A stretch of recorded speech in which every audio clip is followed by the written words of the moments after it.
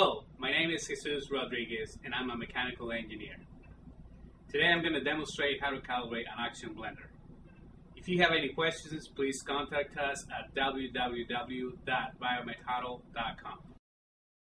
We're going to proceed to calibrate our oxygen concentration on the oxygen analyzer, so we're going to turn it on to calibrate it.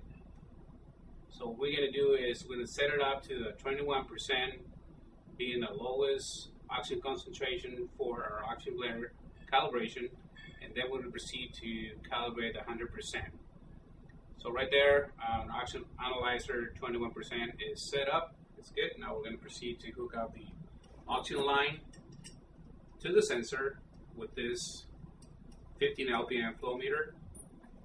We're going to turn on our gas, supply gas over here. We're going to control a 50 psi pressure, which is the necessary pressure for our equipment. We're going to turn on to probably between 3 and 5 LPMs on a flow meter. And as you can notice, our oxygen analyzer is capturing the concentration of oxygen. We're going to try to be as close as we can to the 100%, and basically we need to do this because this is a reference to calibrate our equipment.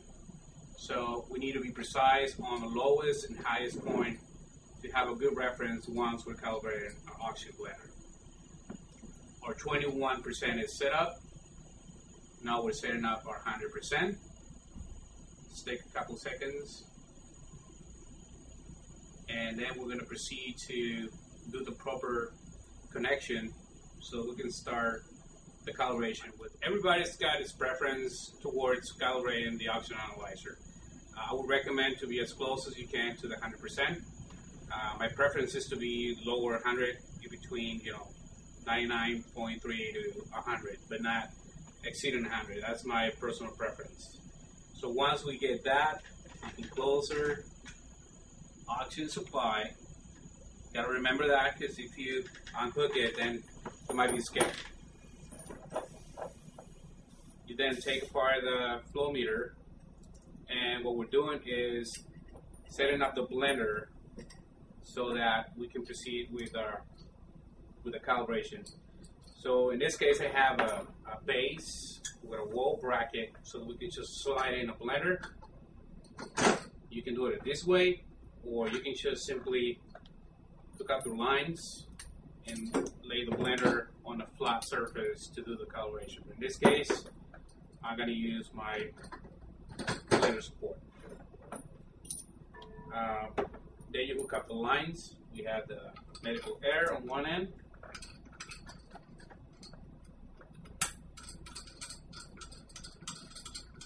Make sure you tie it safely so that you don't have any accidents.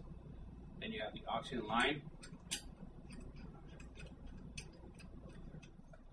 Once you have the main lines hooked up to the blender, you can proceed to hook up your flow meter to the auxiliary outlet, which is on the side of the blender. And now we're ready to proceed with the calibration. What you're going to see is we need to set up our 21%, which is the lowest point on our blender, and our 100%, just like we did with the oxygen analyzer. But this time around, we have an oxygen analyzer set up to read our output. So we first going to set up our 21 and 100. Then we're going to proceed to read the 30%, 60%, and 90%. And there's a couple steps that we can calibrate those readings. If we get the readings within the tolerance on the specs that we need, then we're good with the calibration oxygen blender. So here we go. We're going to start. We're going to open up the gas sources to get our oxygen and get our air.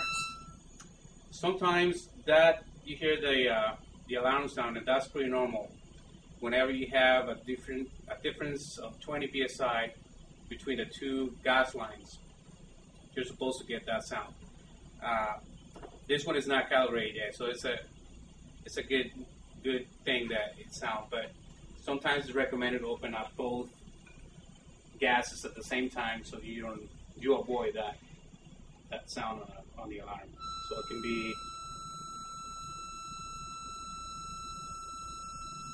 done at the same time. Sometimes when you don't do it at the same time, the alarm starts going off and it just stays there.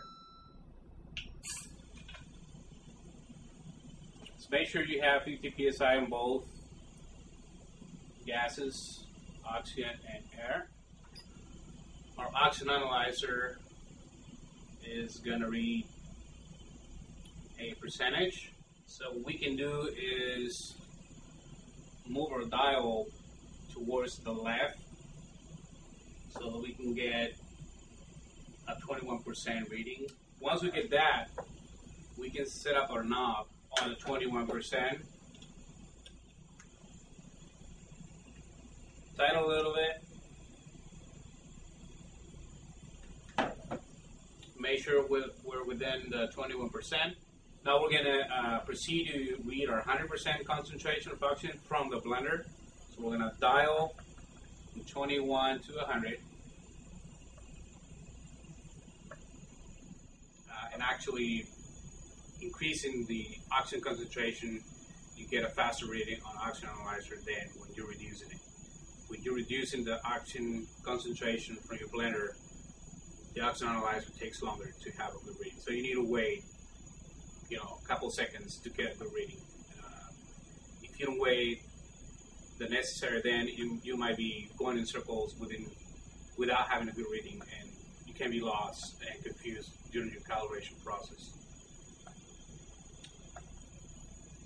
Okay, we noticed that we're kind of short on 100%, so in this case, we're going to take the knob out, just release the knob in the front. And what we're going to do is we're going to release this knot over here for the knob, and you can notice right there is a valve. That's the front seat valve, and by tightening or loosening that up, we move the concentration of oxygen on the blender. So I'm going to try to have a better 100% reading, so we're going to lose this knot a little bit.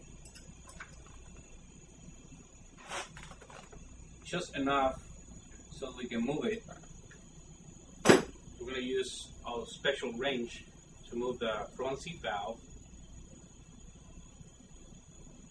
You notice that it's got two pins and it's got the matching holes within the shape of the front seat valve so that we can move it from there.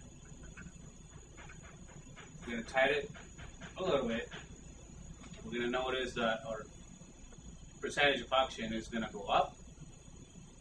It's pretty sensitive, so be careful not to turn it too much. A little bit at a time is better.